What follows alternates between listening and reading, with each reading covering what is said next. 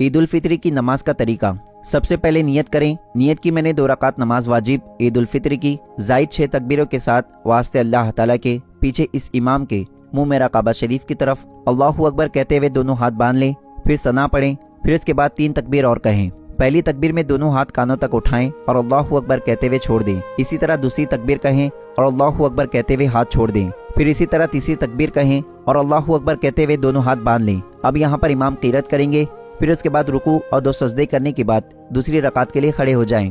फिर यहाँ पर इमाम क़ीरत करेंगे। उसके बाद रुकू में जाने से पहले 3 तकबीर और कहें। पहली तकबीर में दोनों हाथ कानों तक उठाएं और अल्लाहु अकबर कहते हुए छोड़ दें। फिर इसी तरह दूसरी तकबीर कहें और अल्लाहु अकबर कहते हुए दोनों हाथ छोड़ दें। फिर इसी तरह तीसरी तकबीर कहें और अल्लाहु अकबर कहते हुए दोनों हाथ छोड़ दें। फिर उसके बाद अल्लाहु अकबर कहते हुए रुकू में जाएं और 2 सजदे करने के बाद बाकी नमाज को मुकम्मल करें। नाज़रीन, अगर आप ईद की नमाज का मुकम्मल तरीका PDF में देखकर सीखना चाहते हो तो मेरे इंस्टाग्राम के बायो में PDF का लिंक है। आप उस लिंक पर क्लिक करके वहां से PDF को पढ़ सकते हो।